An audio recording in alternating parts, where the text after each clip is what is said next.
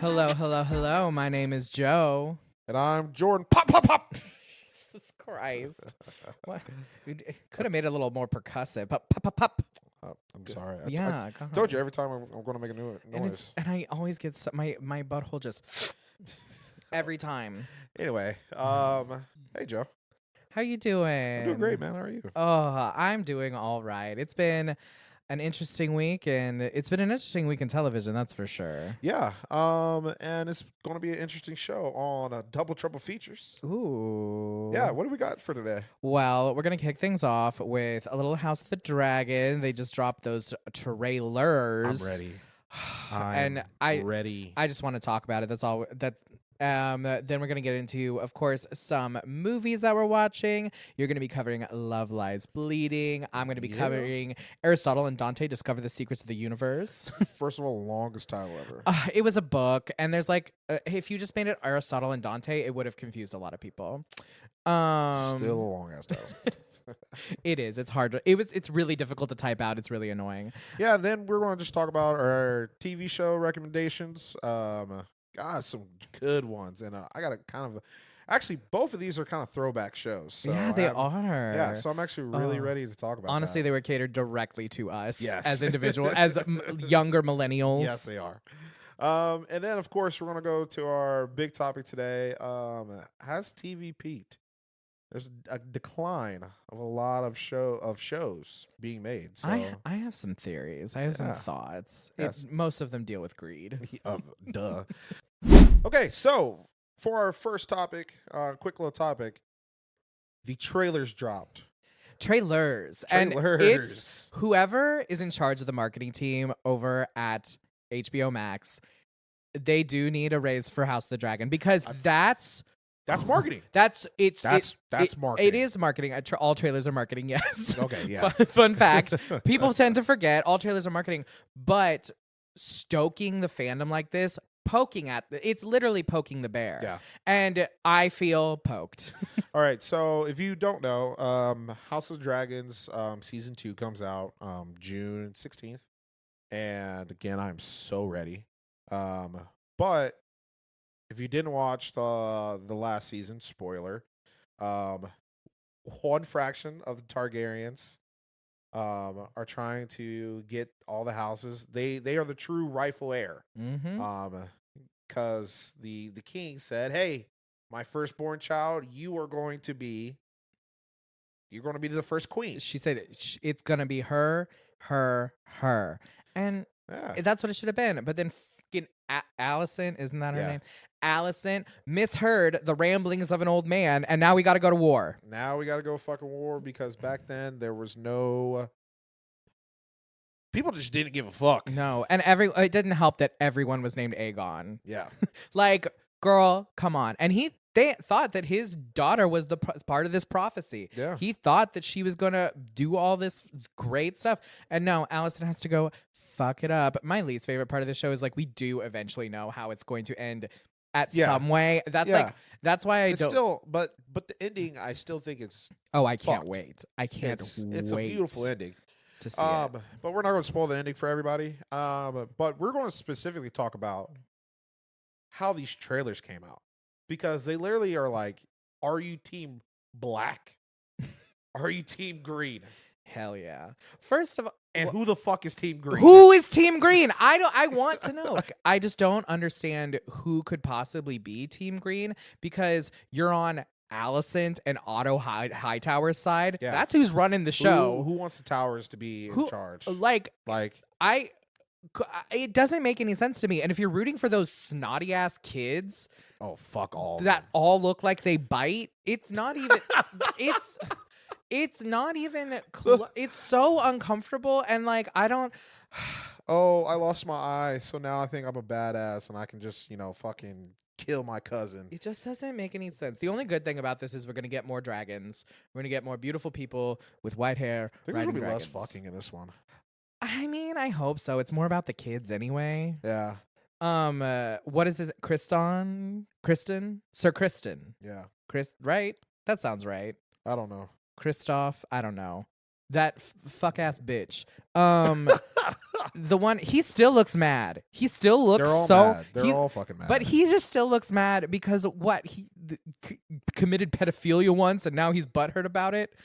I don't understand. Yeah, You like no, I you don't- he does not have a shit I leg don't, to stand on. I don't get it. But like my whole thing is, I think this is a brilliant marketing Yes, way it's because like it wasn't just like you have a couple scenes of one side and then it's the same trailer. It was two completely different trailers. and it directly plays into the fandoms. If you were pro Team Black or pro Team Green, those would suffice for you. And I hated the Team Green one because I don't know what it is. She plays that part so She well. does. She actually really, really, really does. She plays the part so well. Who plays Allison? Because I hate her so much, and for you to get me to hate you, Not on the as a level of ki- Cersei though. do what? Not on the level of Cersei though. I loved Cersei. Okay, of course you did. Yeah, I loved Of course you Cersei. did. That's the thing, though. That's what I'm saying is I usually like the villain. And we all know that that's like my biggest problem in everything. But like, I hate Allison. I hate her and her father. I find them so repugnant, so just smug, and so. But Cersei wasn't smug to you? Cersei was fun smug. Oh Like, my god. so- you but- ain't whiny smug. But no. So for the smugness, I mean, so for them, they have a self-righteousness to them that really irks me, and that definitely falls into like me projecting on things that I see because they think they are in the right, they are correct, they are like the law. They think that they have this claim, and they're not even blood. They're high towers. Look at me being a fucking royalist. Yeah, but I mean, from the dad's perspective, he's like, I'm trying to make a name for my family. Well, I think So, like, I understand, like, from where he's coming from. He's like, no, I got to make this play. I got to make this move. But he didn't have to. He could have just maintained as the hand. His daughter could have been gone on and his daughter could have gone off and married a nice I'm knight. trying to make But sure no, my family's he good had for the to rest of forever. again pedophilia. He sold his daughter to that man. It's just like, to me, the second, again, spoilers from season 1, the second you killed my son, oh, we're not talking. No, exactly. I don't That's- care. and I We're think- just and I we're th- throwing hands. And I think that's where the whole thing comes in with the self-righteousness is like she thinks because she overheard her husband say the name Aegon, she's like, oh, he must want Aegon to be king. It was such a jump. It was so because she was like, they were all together having a family good time, and she had honestly everything for all intents and purposes relinquished anything over to Rhaenyra. She was like, I'm ready to go. But then because she misheard him, she was like, oh, okay, we're just gonna fucking start a war. And then what really pisses me off is she acted like she didn't think that was gonna happen. What did you think was gonna happen when you sent your psychopath son with a fucking eye patch? That's the Yeah, the fucking eye patch on his dragon down to like meet where she knows that little one, Rhaenyra's kid, is gonna be. What did she think Yeah. was gonna happen? That's and that's the whole thing. It's just, I think from Allison's standpoint of like, what did you think was going to happen? Like you said you were good. You said, hey, we're fine, and then all of a sudden, because of a couple words, you think, oh, if I just say no, this is what he said, we're just going to be fine with you thought that they were going to be fine with that. This is over the throne. And that's the thing is like, and I think that's my biggest problem with the High Towers is like, they pulled the trigger first. Yeah, they got the first shot. They got the first shot. They killed the kid. They killed the kid, and that's They what killed the kid. that's what triggered all of this. And they were the ones who were like rushing. But that ending scene though, oh, you saw her face. You're like, that gave me chills. I can't wait. I cannot wait. So from the trailers, it looked really good. Like it looked, again, set pieces. It's Game of Thrones. It's going to be amazing. It's such a good cast. It's just such a good cast. They did everything so. Oh God, if you. At least Game of Thrones, the one thing they're going to spend money on is this show. Yeah. And so, guys, kind of like Love is Blind, when Game of Thrones happens, we're going to talk about every single episode. Oh, we are. This is Oh yeah, news to me, but this I'm is down. Let's this is go. the announcement. Each episode, we're going to talk about an episode of Game of Thrones and our reactions to it. Ugh. And trust me, cannot wait. All right. So now we're gonna be talking about some of the movies we watched this week. What did you watch, Jordan? All right, so if you're in the mood for some love and love A24, I got a good. I would say good movie. Okay. I'll say a good movie for you. It's called Love Lies Bleeding. Director is Rose Glass. It's got Kristen Stewart in it. She's the main role. And Kathy O'Brien. Yeah, I would give it a solid 6. A solid 6. Solid 6. Okay. To Tell be me on, mo- to tell me be more. honest, guys, I'll give this movie a solid 8 if it wasn't for the ending. I'm not going to spoil it for you, Oh. but I'm just going to say, unless you are a real film buff and understand deep metaphoric stuff like that, I'm a pretty smart guy. Did not understand the ending. But let me tell you kind of the premise. So Kristen Stewart, her character's Lou. Mm-hmm. She is a gym manager. So she just hangs out at the gym. She's the only known lesbian in town. Good. So everybody knows that she's a lesbian. Gotta love being the lone lesbian. So you have Kathy O'Brien. She plays Jackie. Jackie is from Oklahoma, and she's trying to go to this bodybuilding competition. And she just ditches home and is just hitchhiking across America to get to Las Vegas. Wow. Wait, this is in Las Vegas? This Or this is a in- town on the way to Las Vegas? Yeah, this is in Nevada. I was like, girl, the only lesbian in Las Vegas? Jesus. Yeah. No, this is all takes place in Nevada. And it's a period piece, so it takes place in the 80s, like mid 80s. And so Jackie's homeless again, and she's coming all the way down. She's trying to find, people to find to help her out. Mm-hmm. And so she comes across Dave Franco. Hell yeah. And Dave Franco said, "Hey, I'll get you a job if you let me fuck you." Oh, Jesus. And no. so fucking Kathy O'Brien's Jackie is like, "Fuck yeah." Because she's homeless. She has I no guess money. so, but Jesus. So I again, don't think the Franco brothers can be playing around with roles like that. So again, Jackie is jacked. Like she's bigger than me in this movie. I mean, she sure as fuck bigger than Dave Franco. Yeah, Dave, yeah, He's a way little guy. bigger. He's a little guy. Turns out Dave Franco is married to Kristen Stewart's sister. Oh, So that's her brother-in-law. But Jackie turns up at the gym, and Kristen Stewart's eyeing her. She's like, "Oh fuck yeah." Yeah. But then Jackie, some guys are hitting on Jackie because she's the hot thing at the gym. She's gorgeous, by the way. Yeah. Kathy O'Brien was not on my radar. She's gorgeous. She's what I find really interesting about her is she is so beautiful, like undeniably, and so strong. Yeah. And like that's something that I feel Her like vein was popping in this movie. I mean, maybe I'm bi for bodybuilders. Maybe. But so Kristen Stewart goes outside. She's like, "Oh, she's straight." And then Jackie is like, "Hey, what's up, girl?" And then the guys are like, "Nah, come on. She's lesbian in this entire town." And she's like, "Fuck you." Gets in a fight with the guys. Then they're like, Kristen Stewart. The appropriate response. Yeah. Kristen Stewart like brings her back in, and then they kind of bond. And then it like starts to become a love story. You start to like, oh, they're like developing this connection and stuff like that. They're finding love.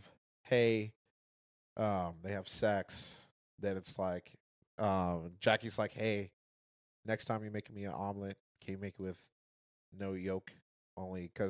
Because she's a bodybuilder. And so her whole goal is she wants to go into this body competition that's happening in Vegas. That's her whole goal. Okay. But she's finally discovering like who she is and is like really accepting of like, being a lesbian. While like Kristen Stewart been knowing she's lesbian since like day one. Yeah. And so like it starts to develop into this like nice, cute little love story of like, two like lesbians like finding themselves. Until Dave Franco's character. Now, Dave Franco's character is a very abusive guy and beats the shit out of Kristen Stewart's, sister. Jesus. But it happens throughout the movie. Like you know it's happening. And so eventually like he beats the shit out of her to the point like she has to go to the hospital. And that's when Jackie and Lou are like, what the fuck? Lou is a recovering, like she's addicted to like nicotine. Like she listens to these like self-help like videos about trying to quit smoking and stuff like that. They didn't have Juuls and zines back then. No, they didn't. God. Because that's so much better. But because of this relationship, it's making it much harder for her. And she's feeding into those addictions. And then she shows Jackie steroids. And Jackie's like, oh, like, I'm all natural. I don't need it. And she's like, are you sure? Like, I get it from the guys. Like, if you want some. And she's like, fuck it. And so then she starts taking these steroids and, like, getting big, trying to be good for the competition. Turns out she gets addicted to them. Fun. And then Dave Franco beats the shit out of Lou's sister. Lou fucking loses her mind. She gets fucking pissed and everything like that. She tells Jackie, she's like, I wish he was dead, I wish. And then Jackie fucking rages out. Like, goes into a steroid rage. Like full Hulk. Full She-Hulk. And then fucking goes to Dave Franco's home and fucking murders him. This is just the plot of Goodbye Earl. That kind of. We have Marianne and Wanda, who are the best of friends. But what I just told you was the first part of the movie. Yeah, I'm like you think you can kind of figure out the ending. Like you think, oh, like something's going to happen, blah blah blah. No, that's the whole first like setup. That sets up the whole movie. And then because of what Jackie killing Dave Franco's character does, a lot more shit. So at first, this entire movie is a romance. You think this is going to be a romantic drama. You think that somebody's just going to die. And then like we start getting into the drama and things like that. Mm-hmm. Of like, oh, do I stick like like lesbians going through like their sexuality? So like you think that's what's going to happen. Nope. It turns into a whole fucking thriller of like people getting fucking murdered, people gotta kill, people are trying to survive, hide out, and everything like that. So a true A24 love film. It turns into it turns into like fucking gang violence and everything like that, like gangs and shit. Jesus. And it's crazy. All because Dave Franco died. And when I tell you, like, Dave Franco died, you thought this is great. Oh, it gets 10 times better after that. Like the whole time after he dies, I'm strapped in. I was strapped in the whole time. I'm like, okay, where's this movie going? And it just keeps turning and turning and turning. And you're like, holy shit. Good as fucking movie. The end, not going to spoil it, not going to say it, does not make sense. The very end does not make sense. I need to go see this and see if I can understand, because he did spoil it for me a little. But now I want to go back and see if I understand why, or if I picked up on it, or if I can pick up the little cues that maybe you might have missed. Yeah, no, there's a lot of cues with it. So again, she's hulking out because she's addicted to steroids. And all she cares about is this body competition the entire time. So, like, the funniest part about this movie is she just killed Dave Franco. Kristen Stewart goes to her like, what the fuck did you just do? And then the next day she's like, hey, I can't wait for the bodybuilding competition. She's like, bitch, you just killed the man. We need to lay low. And she's like, no, I'm definitely going to this bodybuilding competition. He was a missing person who nobody missed at all. All I'm hearing is. Yes. So when I tell you great movie, fun, love, if you want some love, a little bit of drama, a little bit of crime, a little bit of murder. There's a couple action scenes too. Ooh. It's kind of all over the place, but it fits well, except for the very fucking end. Okay, I'm not kidding. The end throws it off. So it was an 8 for me until the very end turned into a 6. Oh, and that just shows the power of an ending. Yeah, I walked out with a couple of random people, and I was like, "Did you understand the ending?" They were like, "Fuck no," and I was like, "Okay." Well, So good ride, great ride. Just I wouldn't want a lesbian film to end any other way. speaking of lesbians, Aristotle and Dante, are they lesbians? No, they are not lesbians, but they are little gay boys living in El Paso, Texas, and I can't wait to tell you all about it. I guess this is a gay episode. It is. It did get a little gay. I mean, there's House of the Dragons. That's pretty gay, and just in general. But no, Aristotle and Dante discover the secrets of the universe. Here's the thing that I need to stop happening. I am so tired of watching traumatizing films about watching teenagers go through the most horrific, like we've seen the coming out stories. It needs to end. That being said, I'm giving this an 8 out of 10 because it did have a happy ending. To everyone out there, if you were wondering, it does have a happy ending, but god damn it, I had to cry so much to get there. So somebody comes at the end? These are teenagers. God. Did you not come as a teenager? Never once. But no, so what this movie is about, it's about this boy who he's on Aristotle, goes by Ari.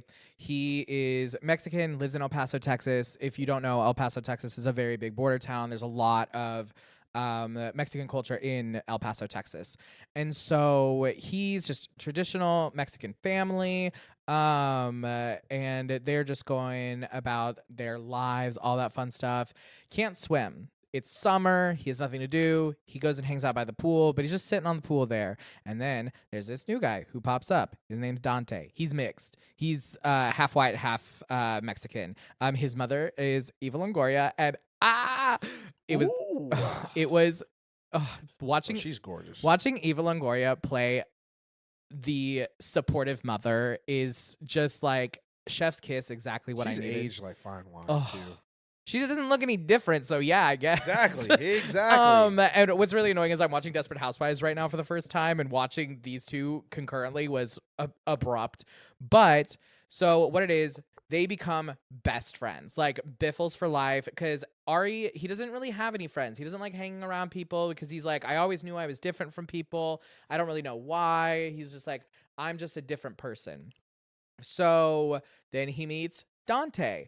And Dante is like this super eclectic, kind of like dorky kid. He likes to read. Both of his parents are like professors, and he wants to read, and he wants to do all these things, and he has all these hobbies and these interests. And Ari just doesn't have any of that. He's like, I'm a poor Mexican kid. I don't have hobbies. What are you fucking talking about?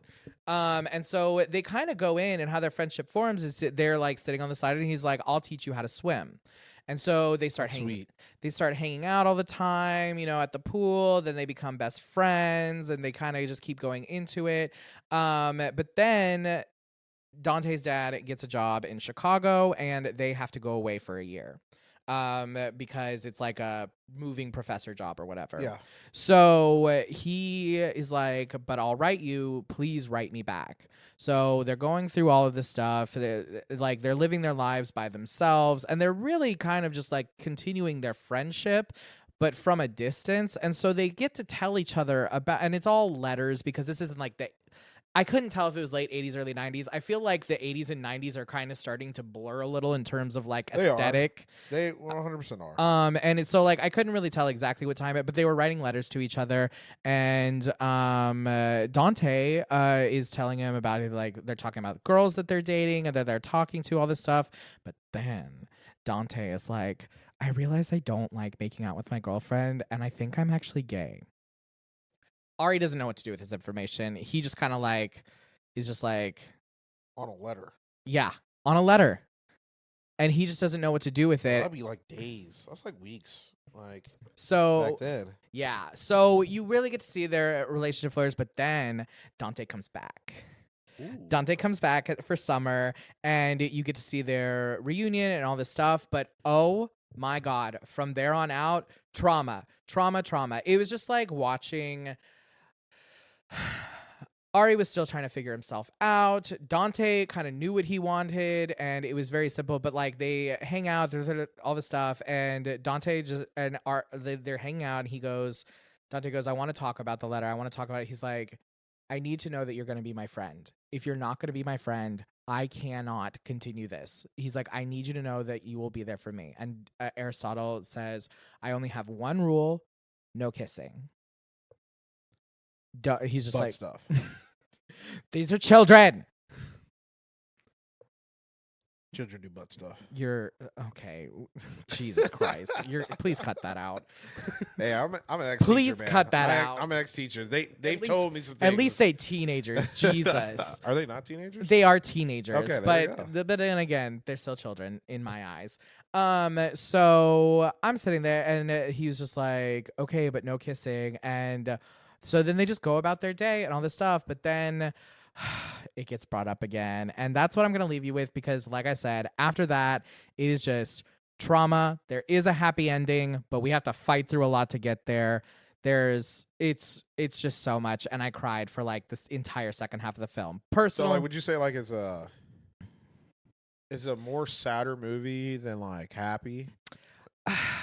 that's really hard because it does have a happy ending, but like it But is. it's sad. But it's about two gay Mexican kids in the 90s. Like it's gonna be sad. You know what I mean? Like there's no happy way out of this. Luckily, the parents aren't the problem really. It's like people around them, how they perceive themselves. Yeah. And it really is a coming of age film more than anything. Okay. But it's just it was just so hard to watch because I've gone through a lot of these things, and I've gone through some of these conversations with these friends of being like, "You can be gay, man, but just don't touch me." And I was like, I wasn't going to, but like, Jesus Christ. And then Hey Joe, don't touch me. I'm just going I don't think I have. I'm just gonna put that on. We're gonna on have this air. conversation now. Yeah, right now. That Do not touch me. how long have we been friends? About 5 years? No, it's been 6 years, man. Yeah. I said about. Don't touch me. I won't. The gay will run off. We're safe. Your wife is upstairs. She is. But no, I rate this movie an 8 out of 10. It was very well done. Very well, like the shots were really beautiful. Do you know who produced it?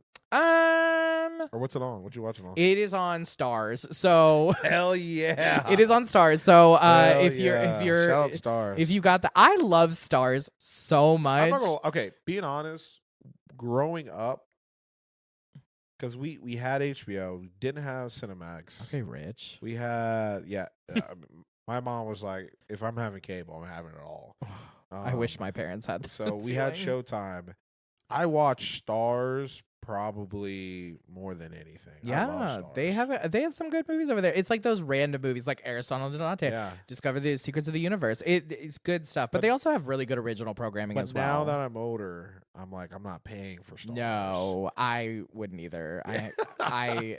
We shared, don't tell on me, internet, but shared subscriptions. I don't pay for it. Yeah. But yeah. But no, good movie. Good movie. Definitely watch, especially if you're gay and want to cry. Okay. All right. So this is the part where we talk about TV shows. And guys, this is a millennial part. This is a young millennial, people who grew up watching TV shows on Saturdays and Tuesday nights. All right. I'm like, okay, so the show I'm talking about, it's a brand new show that's on Peacock. Highly recommend. It's called Deal or No Deal Island. And if you did not grow up with Deal or No Deal, I'm too old for you. Okay? This show, first of all, original Deal or No Deal. One of the greatest shows I think I've ever watched. I mean, competition shows back in the day. I mean, the stakes were so high. Stakes were so high. And you could cop out. And that's the thing. It's like basically testing how far are you willing to go? So literally, guys, like this brings back childhood memories of like me being like 8, Yep. sitting on the couch with my mom because that was the only TV and she had control. So we were watching what she wants to watch. But it was just like the original premise. You have 20 different cases and it goes from like $1 to $1 million. And you choose one case and then the dealer, and then all of a sudden you get rid of some cases. So let's say the first round you get rid of like 5 cases. The banker would then be like, all right, based on what cases got eliminated, I'm going to offer you a deal. Sometimes it's a good deal. Sometimes it's a bad deal. And it's all based off of what's on the board still. Yeah. And so you can either say deal or no deal. A lot of people try to keep going and lost. A lot of people. Me, I would easily take these deals a lot of times. Yeah. I'd rather rock out with $50K than nothing. Yeah. But they decided to make an entire reality TV show over it. Because Howie's now doing what is it? America's Got Talent. Yes. Yeah. So the new TV show, again, if you're a millennial, you probably watch Survivor. We weren't a Survivor household. But I still watch Survivor. I watched Survivor last night. It's getting crazy over on Survivor. They got to do something. It's been 20 years. God. But now, so the host is Joe Manganiello. Okay. Here's the premise. All right. So they got like 12 people all going to this island. The banker, he's like, oh, I'm the rich banker guy. Yeah. But it's like Cayman Islands kind of banker. Yeah. Like we have secret offshore accounts banker. Yes. But you never see the banker, and Joe, he's the host, and he's like, hey, you guys have a potential, one person has a potential to win $200 million. That's fucking crazy. That's an insane amount of money. Insane amount of money. Okay. And judging from it, nobody's going to, like, there's no way that you're getting close to $200 million. And I'm pretty sure they planned it, but that's $1/5 of $1 billion. Yes, there's no way anybody's getting that kind of money, but there's technically a chance. You could win $200 million. That's so crazy. here's what happens. Everybody plays games, right? We play these different challenges. And what happens is, usually it's in the form of who gets the most money. Okay. So like the very first challenge was you have to go through like this swamp and it's super muddy and you have to pick a random case. And if you are not the bottom, if you're the bottom 2 cases, then you're up for elimination. If you're the top case, then you are safe from immunity. And then you get to choose who goes home. Jesus. Or who is eliminated. But then there's sometimes a steal. Some people can steal. The banker has like secret little random plots that are like, hey, this might cost you some time. This might take a little bit longer. But if you do this certain task, I might reward you. And so you have these people that are kind of like backstabbing other people and kind of, oh, I'm going to do this. A reality show with forced drama, not drama that like people pertain or like might happen or like producers push, but I love a reality show. The stake is just there has to be drama for this to yes, work. This is why I like The Traitors, because there are people in the show literally meant to betray you. Oh, Boston Rob from Survivor. I saw that. Is on it, and I'm not going to lie.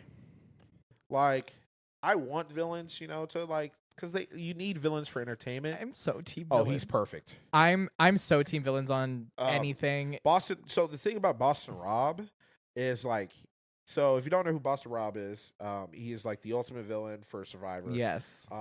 Literally, he was on Heroes versus Villains. Mm-hmm. He's a villain through and through, and he won Survivor. He's on this.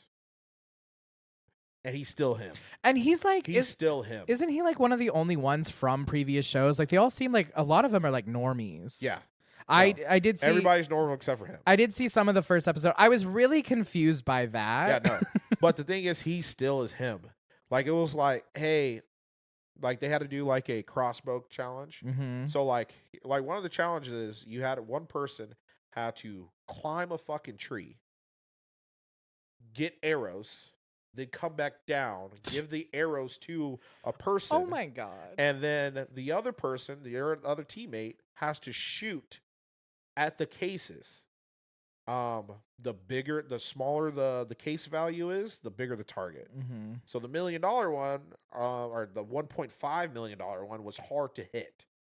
And then, of course, Boston Rob hit that bitch. Oh. He's like, the thing is, he's him and he backs it up. Well, but he's been playing these games for years. Yes. You think he's never had any kind of archery training? Yes, no, the dude is nice. Some of these game players, like, they are gamers and they Yes. train for this shit, and it's Yes, crazy. he has a beer gut, but he is him. Oh, I kind of like the beer gut. I kind of just Yes. want to watch Boston Rob and Joe Manganiello make out for a minute. Like, Yeah. that would be a great day for me.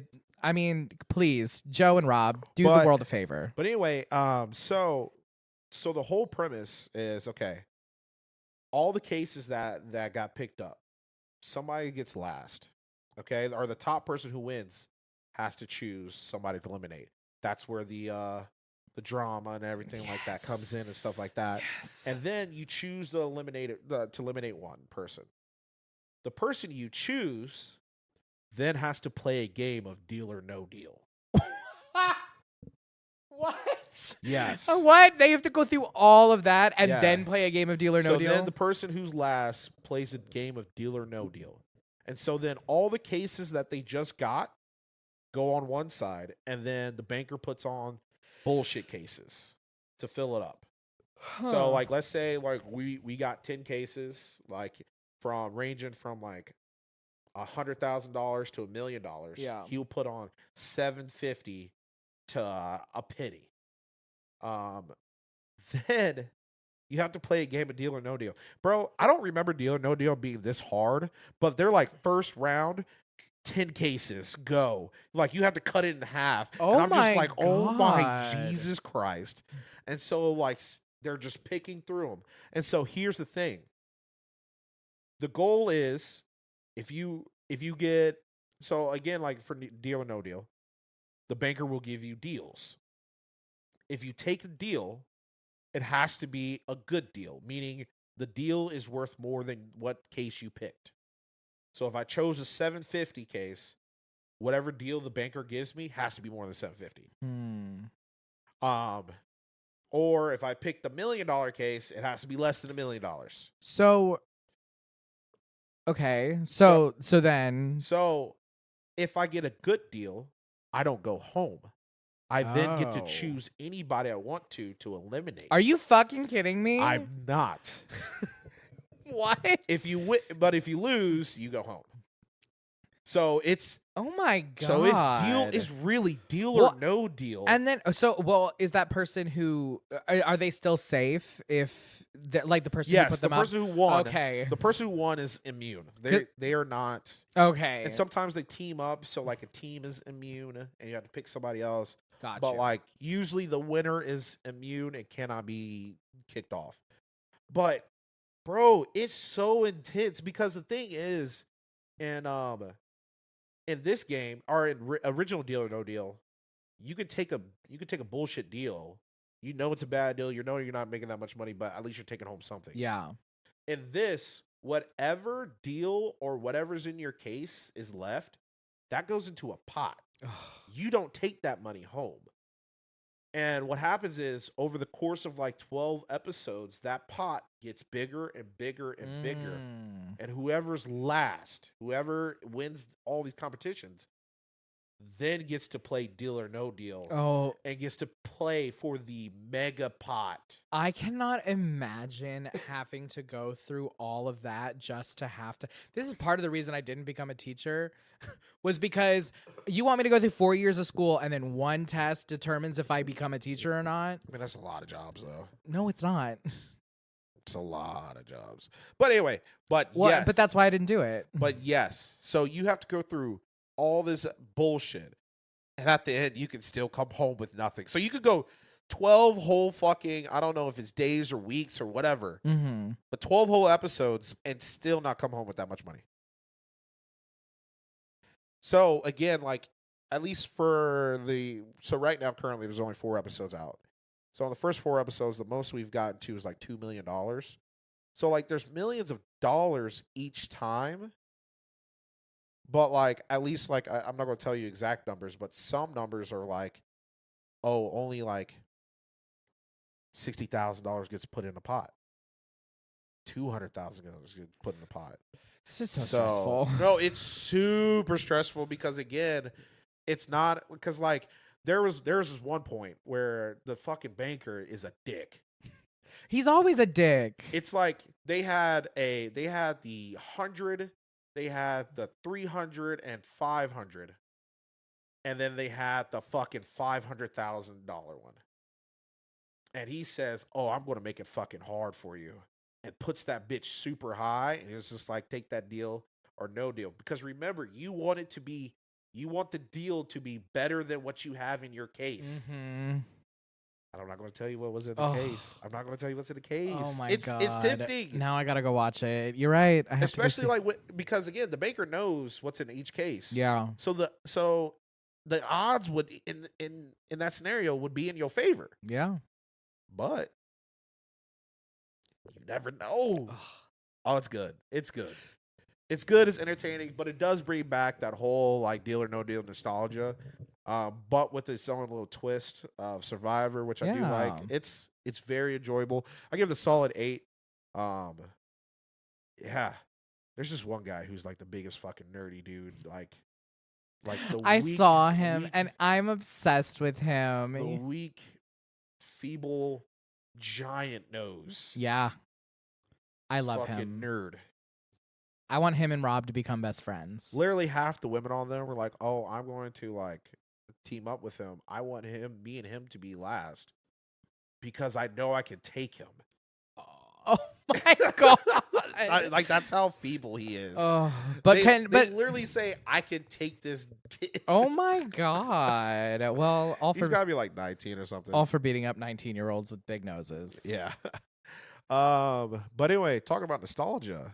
Talk about a show that I'm definitely going to watch. Girl. Okay, so I watched the first 2 episodes of X-Men 97. They're the only ones out right now on Disney Plus. They did not miss with this one. I'm not fucking kidding you. First of all, a lot of the original voice actors came back from the original X-Men. A lot of them did. Oh my so God. It sounds the same, but it's just a perfect. So what it is, it picks up basically a year after the original series left off. And basically Charles had something wrong with him and he had to go to space and he's like, I have to leave my X-Men. And it was a big cliffhanger, to be honest. And a lot of people were upset about it at the time. Well, now they zoom in on present day. This is the first 10 seconds of the show, so I'm not spoiling anything. But they just presume Charles Xavier is dead. They say he's dead, and that's what they think happened.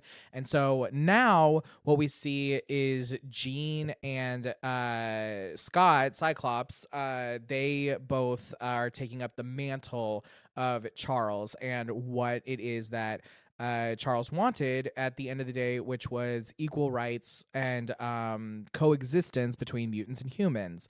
And I can understand why people would feel a little wokeness in it, but here's the thing: Bro, X-Men has always been woke. X-Men is like the definition of like. That's the whole that's point the whole of premise. X-Men is, and I watched a clip, and even Stan Lee was like, yes, like he's like, maybe it didn't like initially turn out that way or start out that way. He's like, but at the end of the day, this became about civil rights, and it is about civil rights. It's about gender. It's about being like, that's like being honest, like it's all like as a black man, like that was literally one of the reasons why like I really identify with the X-Men. Same as a gay man. Same as a gay man, because all of those X-Men movies came out when we were kids, and I mean, we got a barrage of X-Men. We were a little spoiled as kids, I feel like, because we just got a lot of good X-Men movies. The most recent X-Men movies I still love wholeheartedly. They tried to embody a lot of, I feel like the last one was terrible. The Dark Phoenix. Was that the last one? Was that the last one? Was Sansa? Yeah. Sophie. Yeah. Turner. Yeah, that was it. Yeah. That was terrible. That Um, was god awful. I just so we can get into that, but I mean, I just honestly the most recent X-Men films, I think that they just suffer from not knowing where to go because First Class was great. First Class was great. I really liked Apocalypse as well. Apocalypse was okay. I really liked it as well, but like I said, like they just didn't know where they're going. But this show, I think this show hits all of those, like it scratches all of those itches that we were that we were wanting from those movies. First Class, all those, because you're seeing like kind of a different side of the X-Men. Charles Xavier is now passed, but it's like still nostalgic because it's 90s and it's 97. Yeah. And oh my god, everyone talking about how Gambit's bi now because he wore a crop top. People in the 90s wore crop tops. Now that faux hawk though, that thing he got going on, maybe you have a little bit of leg to stand on there.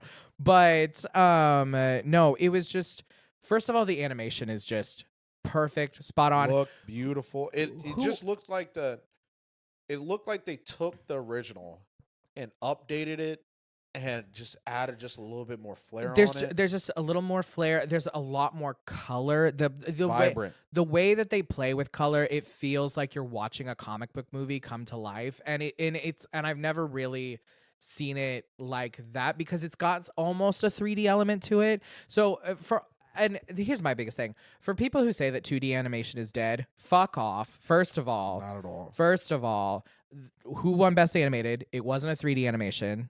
It was Studio Ghibli. Facts. X-Men, this story I don't think could be told in that vein, and it wouldn't hit as hard. And maybe that's just my nostalgia talking, and I'm willing to admit that. I think it is. But there were parts of the show where like my jaw was on the floor because I did not think that they could do it this well. I didn't. I thought it was going to be another chopped up like whatever, blah blah blah. But just a cash grab. Just a cash grab. But it's done really well. You can tell there's a lot of action in it, which is what I really like. I feel like a lot of modern day like animated shows, whatever. There's one big fight scene and that's it. And back in the day, that's all action hero movies were or TV shows were. It's like we're just fighting, and it's so smooth. It made me like Scott Summers, which is a very hard thing to do. He was a bitch back in the day. I was never he was always a goody two shoes. We need to do what Charles Xavier says. Like this show made me like be okay with Cyclops. Also, Jean Grey is pregnant. She got a baby on the way, bun in the oven. She's waiting for that. That's a big storyline. But no, it's done so well. It scratches all the itches. Yes. It just hits every nerdy fandom, anything. There is a lot of fan service, but like I'm a fan and I want to be serviced. I don't understand people who complain about fan service. Only if it's like super but out there. But how does that hurt somebody who's not even a fan? Because if you're not a fan, then it doesn't make sense. But no, I get what you're saying. I get what you're saying. I've just never understood. Like they're like, oh, why would we want to service our fans? That would be crazy. I understand some far out there ones. Yeah. But like this, I think it does it perfectly. The way they up everyone's just powers and the way they use them, and it shows how far animation has come. Because I mean, I would hope in 30 years. But there are some scenes with like Cyclops and Storm. I mean, there's this. It's already famous on TikTok or Twitter. I'm sure you've seen it. But like the robots go Omega level threat detected, and then Storm literally just walks in and blasts them all to fucking hell. It is so beautiful. Oh my God, there is a little bit of a twist in it that there's a couple twists that actually did make my jaw drop, and it set the season up to. I really enjoyed how it was paced because it brought us back into the fold. It made us nice and comfortable, and it was like, but here's where we're going with this. Like, does it like talk about the past like shows at all? Like, does it like kind of bring up like some of the history? And, for sure. Well, okay. So I'm okay. Well, I'm gonna spoil one thing. It's the first 2 episodes, so don't like sue me. This happens in the first episode. But it turns out Charles Xavier actually left the school to Magneto. He left What? Girl, he left What? everything to Magneto. What? Oh, I saw that in the trailer. Yeah. Yeah, that was the very end of the trailer. In his last will and testament. Okay, good. Then I didn't spoil it. But in his last will and testament, he was like, Charles Xavier said, "I bequeath everything to Magneto," and it's all to get Magneto to fucking do the right thing for once. Don't be a psychomaniac. Try doing that. He's like, I am literally handing you. They're best friends. Like they really are. They are way more than best friends. Like they're lovers. Yes. No. Yes. There's always been that like back and forth of like potential, and I don't think they've ever said it clearly, but they did they do address it in this show in a way that is still a little vague, but I do think solidifies a few things. They're best friends. We're just gonna leave it at that. Better friends than we are, that's for sure. Who said we're good friends? Jordan, you're my best friend. That's sad. It really is. And I'm lying. And I'm lying.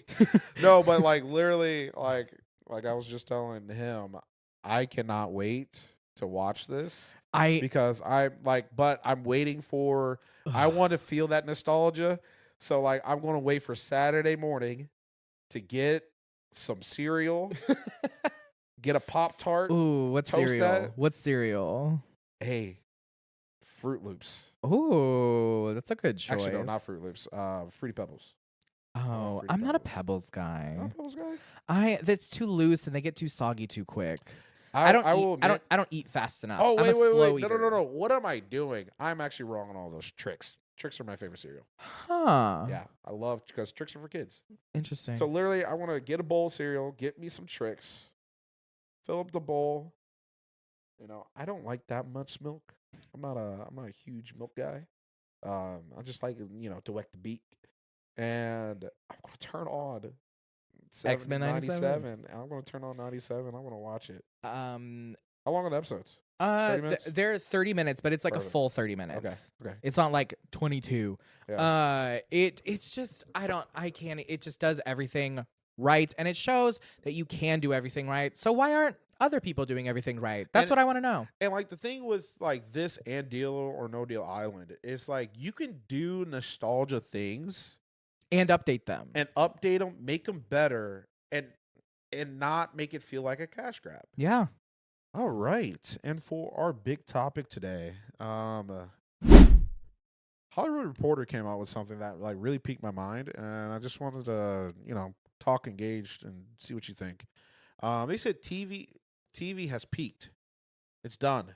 It's hit its high point. We're no longer in the golden age of television. Yes, it's now going to crash and come down. Yeah. I mean, I feel like we saw some of this writing on the wall. What's really sad about this is I personally think that this is a little bit of a reaction to the strikes. I think personally, so what this article gets into is basically that there are less and less scripted television shows being ordered year over year. And so it says that the volume of US series is half since 2019. Yeah. And I'm interested. I'm interested to see this because we've seen a lot of these like 1-2 season shows that just go nowhere, right? We've seen a lot more limited series. We've seen a lot more people making these shows on streaming that are not very connected, or they're easily dismemberable. The contracts are simple. They're like half season contracts with these actors. That's why on Sabrina you were getting A and B seasons. Like, what do you mean season 7A? Fuck off. But that's how. That's what's happening with Invincible right now. Yeah, it is what is happening. And I think that whole thing is actually to do with the fact of advertising. Yes. Because we talked about that. Yes. Yeah. Well, they wanted people to hold it and just hold it there until people were forced to watch ads. But that goes into it as well. Yeah, and that's why I really think that this is kind of a problem. I don't think that there's less writers out there. I don't think there's less directors, people who want to make these kind of like TV shows. And like I think every TV show has its own niche audience. Like I know for a fact you're a huge Buffy. Oh yeah. Buffy, especially at the beginning, was not a great show. Wrong. Incorrect.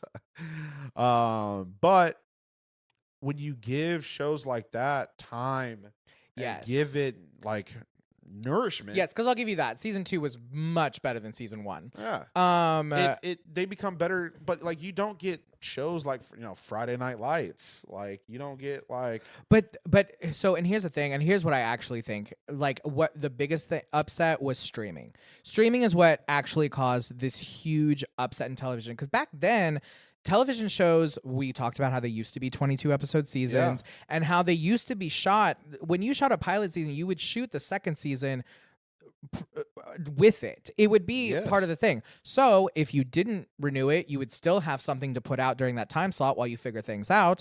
And then if for some reason the ratings popped off, you would continue the show and you would be renewed for a third season. If it didn't, you would show the show, scrap it for parts, call it good, maybe do a reshoot here or there just to end things. And then we're making money off reruns. And they were making money off reruns. And so they didn't really have this financial reason to not do both seasons, because it was, if you're going to give it a chance, give it a real chance. But we don't give shows chances anymore.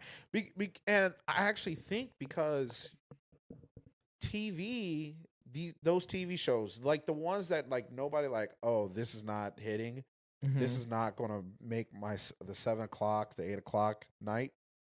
I got to fill like an 11 a.m. slot.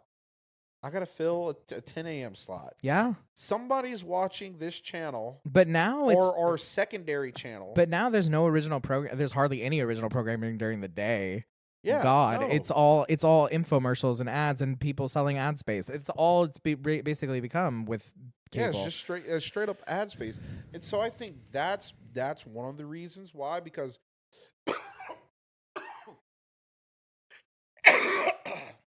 oh, cut this out. Woo. Oh my goodness. Yeah, I'm dying. You should stop smoking. I should. Ooh. Vince Staples, he came out. Again, the Vince Staples show is an amazing show. Everybody should watch it. It's 5 of his episodes. Which is what? Exactly. So he came out on an interview, and Netflix said it's a limited series. Mm-hmm. And it's 5 30-minute episodes. Vince Staples came out on a couple of shows, and he was just like, bro, I know people who make these 8, 10, 12 episodes and then get cut. Don't get anything like that. So he's like, I just want to put out 5 episodes for Netflix, see if they like it. And if it gets renewed for a second season, then cool. Nobody's trying to do 20 episodes anymore. And that is the huge problem. Well, he literally said, he was like, you guys don't realize, but hitting that like button that you like this show on Netflix is actually so important to see if a show gets a second season or not. That's crazy. Because I never hit the like button. I don't ever hit the like button. Yeah, the algorithm figures out what I like. Why do I need to hit the like button? But he's like, no, if you don't hit that like button, like, it could end the show. Well, and so that's kind of, and honestly, where I really think this all comes down to is just money, because it costs a lot less to make a 12 episode season than a 22 episode season. It costs less. And where does that money go? Straight to the CEOs and all the executives at the top. And they're not taking a pay cut. They are not doing it. They're not going to be like, you know what? I don't need my hundreds of millions of dollars. I would like to give it to the people who are actually making the shows for me. That doesn't happen, and we know it's not going to happen, and it's not going to happen willingly, which is why we had the strikes and all of that. And that's why I call it the Disney effect, because you got all these Marvel movies, all these big budget movies, and then they started to realize, okay, Iron Man's not there anymore. Ratings are starting to go down. We're not making as much money as we used to. What's happening? Oh, now we got to cut this show. Cut this show. Yeah. And like, granted, I'm not going to say that like She-Hulk is the most amazing TV show. Like, I'm not saying like Moon Knight is the most amazing TV show or anything that's came out. And But they were fun and they were different and they were for different kinds of people. and I believe, to be honest, if they just weren't all connected, I think they would all been fine shows. Fair enough. Because like you're thinking, how does She-Hulk fit in this entire fucking universe? How does Moon Knight fit? Like you're trying to figure all that out. Mhm. But like if it was just like X-Men 97 by itself, its own thing, everybody would be fine with it and still watch it. And so because of that Marvel effect, you have the whole IPs matter. And so we are only going to like renew shows because I've seen a lot of shows taken off streaming. A lot of shows that I'm like, oh, this is good, gone. Yeah. Watchmen is now off of Max. Really? Yes. Oh my god. Because they don't want to pay the royalties. It's funny that they would take Watchmen, a show, especially that show specifically about like Black rights, Tulsa, all that, and reparations. Reparations was a big part of that show. And they're like, you know what we don't want to do is pay these fucking black people their royalties. Yeah. No, and so like they're just now just taking things just strictly off streaming. And because they're like, A, we don't want to pay for these things, but also well, what is this 2 seasons? What's this 1 season and like? I don't know if you saw this, but Martin Scorsese came out and talked about, these studios, Warner Media, they have been shelving these movies that are completely done, edited, complete, ready to be put out, and they are like, we would rather take the tax write-off on it and shelve it than do anything like maybe not make a profit on it, or maybe not make as much of a profit as we would have. Oh, what's the wolf from Bugs Bunny, Daffy, what's his name? Wile E. Coyote. Wile E. Coyote. Wile E. Coyote. Yeah, because he had that whole movie. And they said that it's a great movie, it's funny, it's amazing. Cut. It's done. Yeah. We don't want to show it. And you're telling me Batgirl got a movie. Well, and you're telling me in the world of Madam Web and Morbius, like, I mean, it's not in the same world. I understand that. In our physical world where Morbius got made, Batgirl was that bad. We're gonna pretend, or let's go the same world. Fucking Batman versus Superman. And Batgirl was so bad that we couldn't release it. Fuck off. No, it wasn't. You cannot tell me it was worse than that. Here's some shows that just got cut instantly by the end of 2023. Big Sky was a brand new show. Yeah. Like I saw a bunch of commercial for it. Cut. Goldbergs, loved the Goldbergs. Great show. Cut. NCIS Los Angeles. Cut. SWAT was canceled. Came back. Young Sheldon, it's time. I'm not gonna lie. Sheldon, he's almost old enough to be the adult in the show, so yeah. Nancy Drew had a show, cut. 911, cut from Fox, but now ABC got it. The Resident, cut. I like The Resident. I never watched it. Oh, good show. I've heard it's good. Watch it. Guys, I still watch cable TV because you know what? Sometimes they got it good. Magnum PI, not that long. Cut. Young Rock. It was all right. That was fast. But exactly. Yeah. Exactly. It's so fast. Streaming. Let's see. Physical, Swagger, Big Shock, The Mighty Ducks got cut. Muppets Mayhem got cut. National Treasure, I'm pretty sure there's only 1 season. I loved that show. It had its flaws, but Catherine Zeta-Jones as the fucking villain against all of these like 21-year-old kids running around the world. It was so good. And it was told from a Mexican girl's perspective, so it wasn't the nationalist whitewashing. It went around the world and touched on other stuff. It wasn't all America all the time, whatever. And so I thought it was really good. But, a lot of people don't want to watch a show about a smart Mexican girl fighting Catherine Zeta-Jones, I guess. Facts.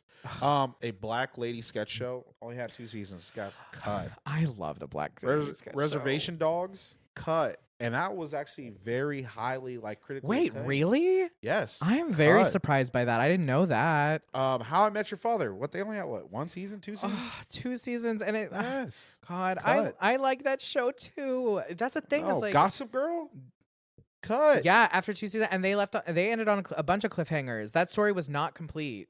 Titans, Warrior, Pennyworth, Doom Patrol. A lot of the Warner Brothers. Was so depressed about Doom Patrol because I was watching it. I recently finished it, and I was watching it, and I was like, "When's season 5 gonna come out?" And they were like, "Nope, that was it." And I was like, "Oh no!" Sex Education got cut. Yeah. Mindhunter got cut. Like Disenchantment got cut.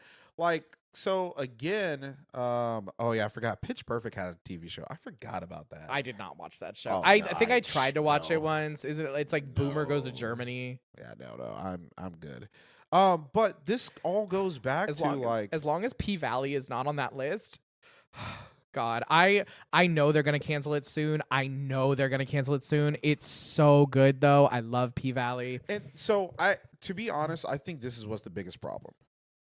The biggest problem is these corporations have poured a lot of money into streaming. Yes. And streaming is costing them more than they thought it would. They all thought they could be Netflix. And that's the thing, is like Netflix was supposed to be the only streaming thing. And people and these companies were supposed to, license their shows out to them, Yeah. maybe get some advertising They out of it all on make money, Netflix. and Everybody makes money. Everybody's happy. But no, they were like, oh, well, if Netflix is doing this, and then Hulu also came on the scene, if Netflix and Hulu are doing this, then we just want our own piece of the pie. And you're starting to see that because a lot of these brands are like slowly retracting their stuff. However, what I find interesting is a lot of stuff that was on Max is only on Max is now over on Netflix. Yeah, because they licensed it. Because they wanted to make that fucking money. Because again, Warner Brothers was in debt. And that's why Discovery had to take over. So honestly, if you're ever wondering why a TV show got cut, why it got canceled, it's because somebody up top decided that it was too expensive to make. That's it. That's why shows get cut. Yeah. I mean, obviously, there's like other things about like, creative differences, blah, blah, blah, blah. But we know about those. Those are fewer and further between. I feel like every day a new show gets canceled and there's a whole fan base that is just gobsmacked. But that fan base just isn't large enough because we live on this exponential growth model. And it's if you are not making more money, you are never allowed to make the same money last year that you made or the same money this year that you made last year. It is not allowed. If you are not growing, you are failing. And so these shows, if they aren't growing in their numbers, if they're not even if they're just maintaining their numbers, if another show comes out that at the same time or whatever, it takes up that space because it is a little bit of it's a very saturated space right now with content and media and all that. But the crazy thing is, it's let now because it's less. No, yeah, you exactly. See that there's now less scripted shows, and so I think again that's jobs gone. Yeah, that's people who are out of work, just because again. Somebody's not making the most money. Well, and Hollywood is also notorious for paying people poorly because they can. And they set in the systems, like, if you know a lot of places like CIA, WME, you have to start in the mailroom making minimum wage. You have to start there to work there. Can you live in LA on minimum wage? No, you cannot. It is very difficult. It is very hard. And so you have to have that system of wealth built into your life that you can work for minimum wage for a certain amount of time before you go up. And at the end of the day, it just all comes down to greed. Could they pay these people more? Yes. These are the people who are helping get these shows made. They're agents and stuff, but they are also helping people get made. And it's insane to me how greedy we are, how awful we are, and how it's not about art, it's about money, and we like to pretend. That's what I am kind of like sad about is because like some of these shows, it's like I understand maybe not from like again, like a show like Friday Night Lights should not have lasted as long as it should have. How long did it last? I don't even know. I think there's like 6 seasons of it, and it definitely should have stopped after Well, season I mean, 2. there's only 4 years of high school. You had Yeah. to really follow these Um, kids. It's like Glee. Glee was 5 seasons, and it should have been 3. Yeah, okay, Friday Night Lights was 5 seasons. That was 1 season off. Okay. So yeah, but same with Glee. But like the thing is, we keep doing American Idol, which definitely should have stopped by now. Who's watching American Idol? I don't know. I don't. Watching American I Idol. couldn't tell you who was on the last like 10 seasons of American Idol, and I don't think that's my fault. I think that's ABC's fault because they're not doing it correctly. Why are these kids or these people on? Why are they not all over TikTok? Why are you not shoving them down our throats? Yeah, that no. doesn't make sense to me. So we got American Idol that got 20 seasons going on. Like we got Grey's Anatomy that's still going on. I don't understand. I kind of, now that it's gotten to 20, I'm like, you know what? Maybe I will watch Grey's Anatomy. I've never seen it. I've seen one episode because I used to watch the fuck out of it. A guy I was seeing, he made me watch the first episode, and I was like, okay, thanks. But I've never really wanted to get into it, but I don't know. It's gotten to the point where it's like 20 seasons, they must be doing something right, or it's just actually making that much money. But I mean, well, this isn't scripted television, but also reality television plays a big part in that. It's cheaper to make. It's cheap to make, and that's why like I see again like Hulu has like all basically like the competition shows from like ABC, Fox and stuff like that. And I just see a churn of different new reality shows and a lot of new game shows. It's all game shows. It's like really weird, like, random. Why does game Rob shows. Lowe have the floor? Like what are we doing? And what didn't Jane Lynch just start one? I don't know. Maybe. There's like you said, they're cheap to make. I don't have to hire writers. I don't have to hire this person. There's less for like reruns and stuff like that. So every time we cue the cameras up, it's a start over. It doesn't matter. Like, what if we had a bad episode last week? We could just have a good episode this week. Like it's so simple, and like you said, churn and burn. It just goes. I'd rather have the potential of somebody winning like $50,000 than paying one writer $50,000. And that's. I mean, yeah, but that's what I mean. You and I think are in agreement that it all just comes down to money and greed. Yeah. And because a lot of people want to believe that Hollywood is about art and expression and it's all of these things, but at the end of the day, Hollywood is a business, and it is fully backed by the modern standards of capitalism. It has the money, it has the power, and it has the influence, and it's not going to give it up anytime soon. So,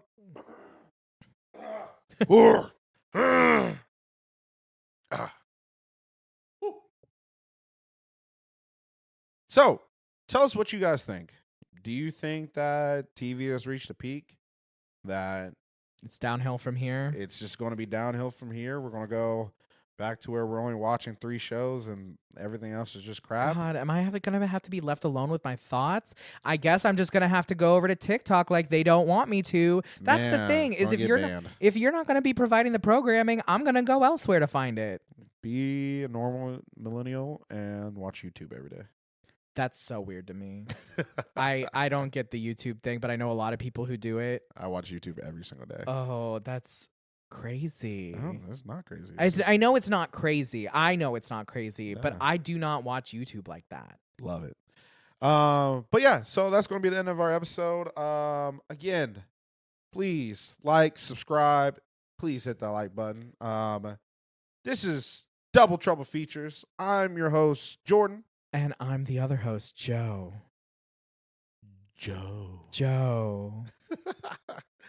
All right. Thank you guys for listening again. Okay. Please find us on Apple Podcasts, Spotify, YouTube, or anywhere where you get your podcasts. And tell your friends if you want to hear about us. If you like hearing from us, tell your friends about us. Again, we know something about the screen. This is Double Trouble Features. Oh, yeah. Peace.